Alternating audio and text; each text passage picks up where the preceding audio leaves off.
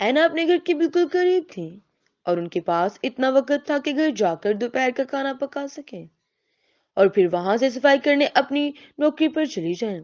اور اینا نے ہینڈ ہیڈ فون پہن رکھے تھے اور نغمہ سن رہی تھی کہ اور اس کے شمالی لندن کے علاقے ویلڈنگ میں واقع اپنے مقام کے بالکل قریب تھی۔ اسی دوران انہوں نے اپنی بیگ کو کھولا تاکہ گھر کے تالے کی چابیاں نکال سکیں کہ اچانک عقب سے کسی نے انہیں گردن سے دبوچ لیا اور ان کے منہ کو ڈھانپ دیا اور گھسیٹتے ہوئے سرخ کار میں لے گئے جہاں دو مرد اور ایک عورت موجود تھی اور انہوں نے تھپڑ مارنے شروع کر دیے اور رومانہ کی زبان میں دھمکیاں دینے لگے شروع کر دی اور فرنٹ سیٹ پر بیٹھی خاتون نے ان سے بیگ چھین لیا اور اپنے چہرے سے اینک ہٹاتے ہوئے کہا کہ اگر وہ اسے جو بتاتے ہیں وہ نہیں کرتی تو رومانیہ میں اس کے خاندان کو گولی مار دی جائے گی۔ اینا کے مطابق وہ بالکل نہیں جانتی تھی کہ کیا ہو رہا ہے، انہیں کہاں لے جایا جا رہا ہے۔ میں ہر ممکن چیز کے بارے میں سوچ رہی تھی جس میں انسانی اعضاء اور جسم فروشی اور مار دینا شامل تھا۔ خدا بہتر جانتا ہے۔ اس کو تو نے میرے بیگ کی تلاشی شروع کر دی تاکہ بٹوا لیا جا سکے۔ اس نے میرے موبائل فون پر تھوڑی دیر پہلے کی گئی فون کالز کو دیکھنا شروع کیا اور اس کے بعد فیس بک فرینڈز کی فہرست دیکھی۔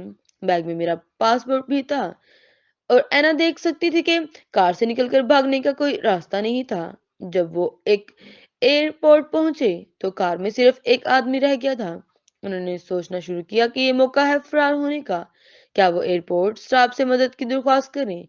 جب آپ بہت زیادہ خوفزدہ ہو تو آپ کے لیے چیخنا مشکل ہو جاتا ہے۔ ان کے پاس میرے پیپر تھے اور وہ جانتے تھے کہ میرے ماں کہاں ہے اور میرے بارے میں ہر چیز جانتے تھے اور یہ خطرہ تھا جو وہ مول نہیں لینا چاہتی تھی۔ اور چیکنگ کے کاؤنٹر وہ رو رہی تھی اور ان کا چہرہ سرخ ہو رہا تھا، لیکن کاؤنٹر کے پیچھے بیٹھی خاتون نے اس کا نوٹس کیا۔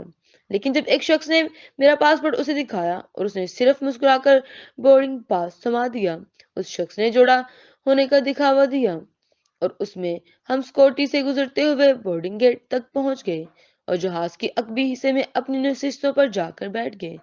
اس شخص نے کہا کہ رونے اور چیخنے کی کوشش نہ کرنا، ایسا کرنے کی صورت میں جان سے مار دوں گا۔ اینا نے جہاز کے کپتان کے اعلان سنا کہ وہ آئرلینڈ کے ایک ایئرپورٹ پر جا رہے ہیں جس کے بارے میں انہوں نے پہلے کبھی نہیں سنا تھا۔ لینڈ کرنے پر جہاز سے اترتے وقت آنسوں سے اس کا چہرہ تر ہو گیا تھا، لیکن کاؤنٹر پر بیٹھی خاتون کی طرح فضائی میزبانوں نے بھی اس کا کوئی نوٹس نہیں لیا تھا۔ اس موقع پر اینا نے طے کیا کہ وہ ایئرپورٹ کے اندر پہنچتے ہی وہاں سے بھاگ جائیں گی، لیکن ایئرپورٹ کسی بس سٹینڈ سے بڑا نہیں تھا۔ وہ وہاں رومانیہ کے دو مزید افراد تھے، انہیں لینے کے لیے کھڑے تھے۔ ان میں ایک موٹے شخص اور اس کا ہاتھ تھامتے ہوئے کہا کہ بلاخر یہ زیادہ پرکشش لگتی ہے۔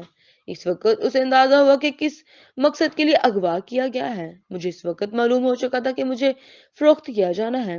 وہ آدمی مجھے ایک گندے سے فلیٹ میں لے گیا جہاں اندر پردے پوری طرح سے بند تھے اور شراب اور سگریٹ اور پسینے کی بو آ رہی تھی، اور لیونگ روم میں وہ آدمی سگریٹ پیتے ہوئے لیپ ٹاپ پر کچھ دیکھ رہا تھا۔ ایک ٹیبل پر درجن کے قریب موبائل فون پڑے تھے جو کالز اور میسجز آنے کی وجہ سے مسلسل تھر تھرا رہے تھے۔ نیم برہنہ اور برہنہ لڑکیاں ایک کمرے سے دوسرے کمرے میں جا رہی تھیں۔ ایک خاتون نے وہاں موجود دوسرے مردوں کی مدد سے اینا کے کپڑے پھینکے اور پھر یہاں سے اسے درندگی کا نشانہ شروع کیا گیا اور دیوار کے ساتھ داغدار سرخ چادر لگائی گئی اور زیر جامہ میں اس کی تصاویر لی گئی تاکہ ان کی تصویر کے انٹرنیٹ پر تشہیر کیا جا سکے۔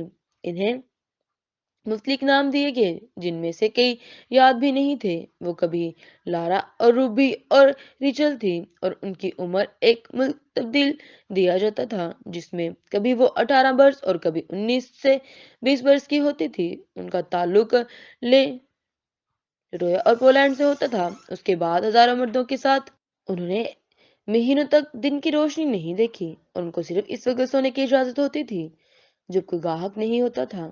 ان کے گاہک ہر وقت آتے رہتے تھے، جس میں دن میں 20 تک بھی آتے تھے۔ بعض دنوں میں کھانے کے لیے کچھ نہیں ہوتا تھا اور دوسرے دن میں ہو سکتا تھا کہ ٹیبل روٹی ایک ٹکڑا مل جائے یا اگر کسی کا کوئی بچا ہوا، نیند اور کھانے کی کمی اور مسلسل جنسی استحصال کی وجہ سے میرا وزن کم ہو گیا اور دماغ نے پوری طرح سے کام کرنا چھوڑ دیا۔